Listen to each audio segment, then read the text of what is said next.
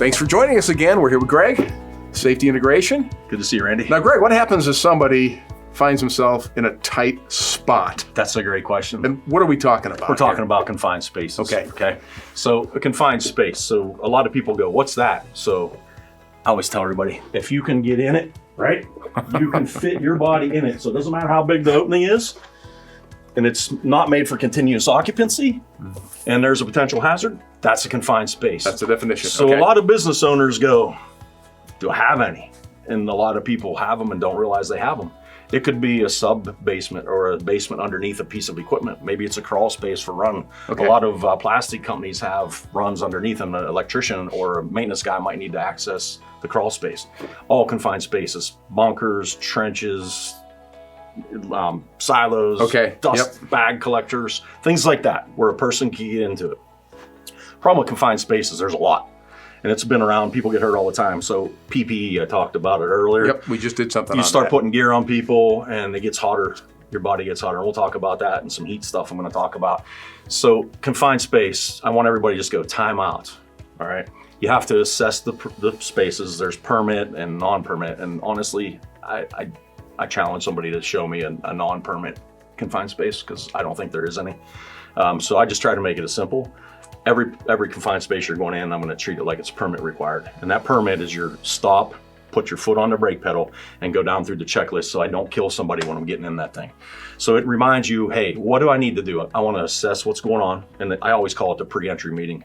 So you want to talk about the jobs of the people that are involved, right? So you're going to have somebody watching, that's the attendant. You're going to have somebody inside, those are the entrants, right? And then now they updated, I lose track of time, a couple years back, they updated the policies. And you have to self-rescue. And a lot of companies are missing that.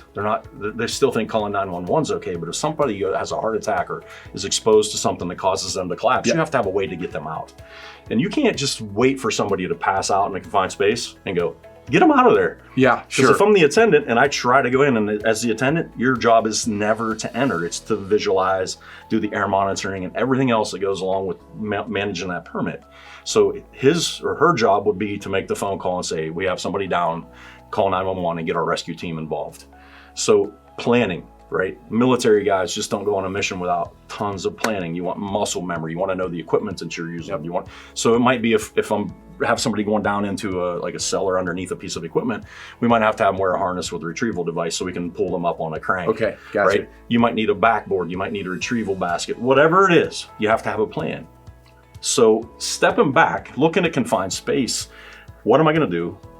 How am I going to get people out? And just thinking about it. Then I always ask everybody, listen, before you go in, if there's a chemical involved or cutting or welding. So if there's cutting or welding, you have to have your hot work permit. So you don't, in a confined space, things can go fumes bad and such. Yeah, sure. You can cause a fire or it can explode if it gets oxygen rich. Boom. If you lose too much oxygen and you're not wearing your monitors or doing the right thing, you can pass out or have other, you can die eventually if you don't have enough oxygen. So your range is small, 23.5 to 19.5 is the window you get to work in. Normal air is about 20.8, so 21%. So there's a lot to think about just going in to clean a bag house or make a repair. Maybe you're spraying some kind of chemical to seal it. Maybe that sealant is a propellant that's made with propane. It's going to flash. It could catch on fire. Maybe it has effects that make you feel dizzy. Where am I going to learn? How am I going to know that as a guy?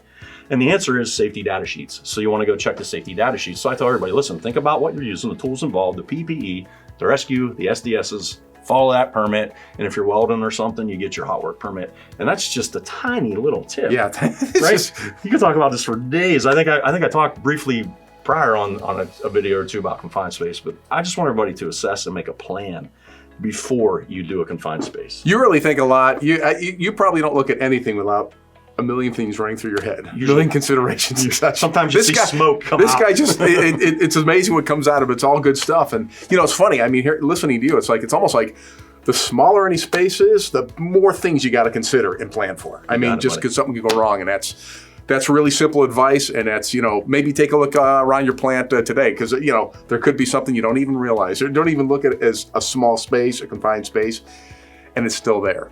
This is the kind of stuff Greg keeps bringing up all the time. A lot of good stuff. And if you want to see more, you're not already there, head to his website, safetyintegration.com. That's SAFT integration.com.